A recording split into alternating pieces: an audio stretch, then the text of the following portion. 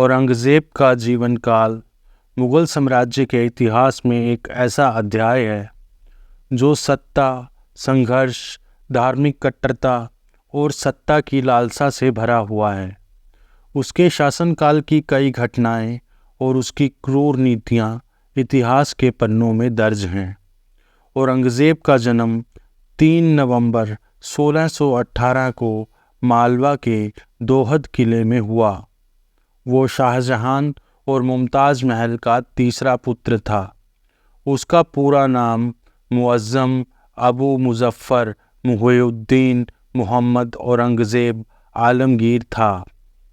बचपन से ही उसे कट्टर इस्लामी शिक्षा मिली।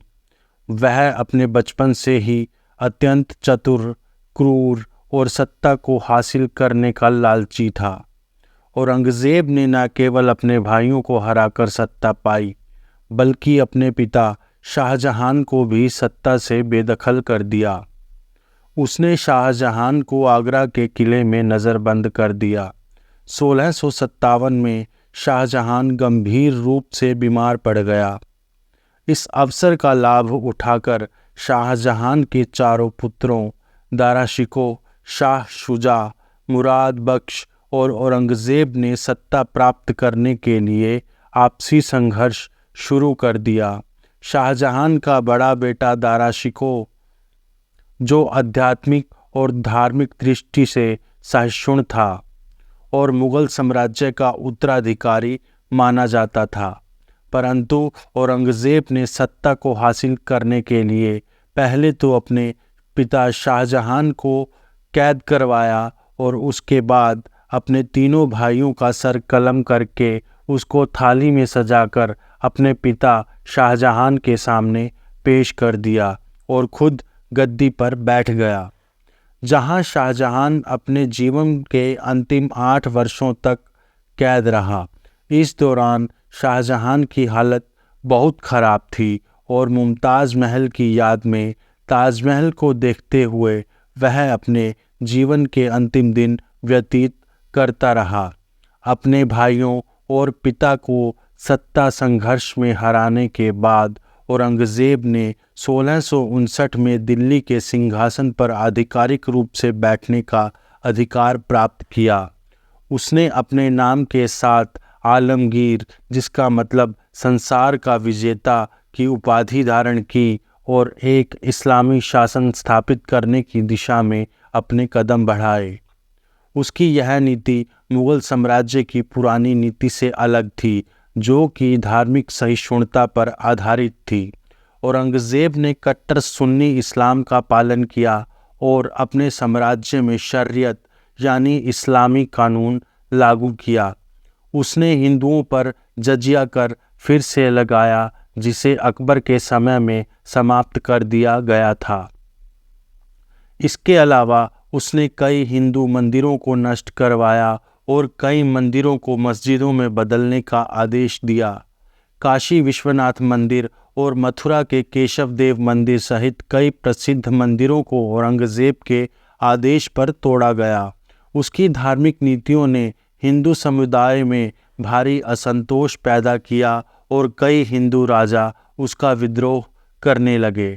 सिखों के 9वें गुरु तेग बहादुर ने औरंगज़ेब की धार्मिक नीतियों के खिलाफ आवाज़ उठाई और हिंदुओं की धार्मिक स्वतंत्रता की रक्षा की मांग की। औरंगज़ेब ने गुरु तेग बहादुर को बंदी बना लिया और उनसे इस्लाम धर्म अपनाने का ज़बरदस्ती की, लेकिन गुरु तेग बहादुर ने अपने धर्म पर अडिग रहना स्वीकार किया। उनकी इस निडरता के कारण औरंगज़ेब ने उनका सर कलम करवा दिया। गुरु तेग बहादुर की शहादत ने सिख समुदाय में क्रोध और विद्रोह को और ज़्यादा भड़का दिया, जो बाद में मुग़ल साम्राज्य के लिए एक बड़ी चुनौती बन गया। दूसरी ओर छत्रसाल बुंदेलखंड के एक वीर योद्धा थे, जिन्होंने औरंगज़ेब की अत्याचारी नीतियों का विरोध किया और अपने राज्य में स्वतंत्रता स्थापित करने का संकल्प लिया।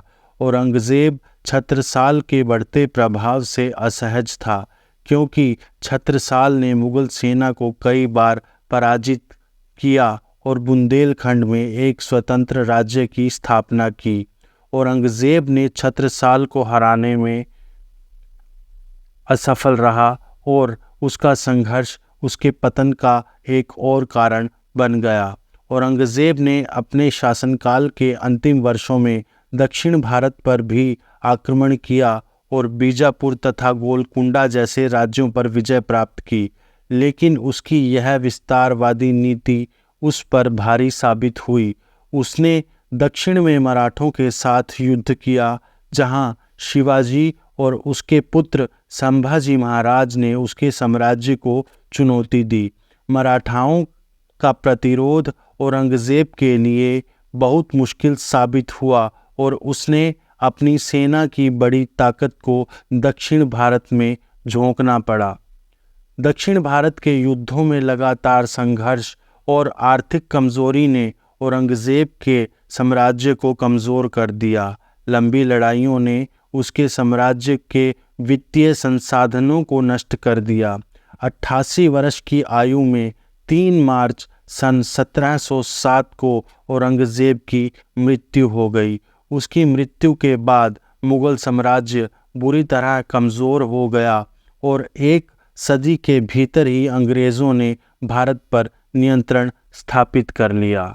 औरंगज़ेब एक क्रूर, धार्मिक कट्टरता से भरा हुआ शासक था, जिसे आज भी याद किया जाता है, जिसने मुग़ल साम्राज्य की नींव को कमज़ोर किया।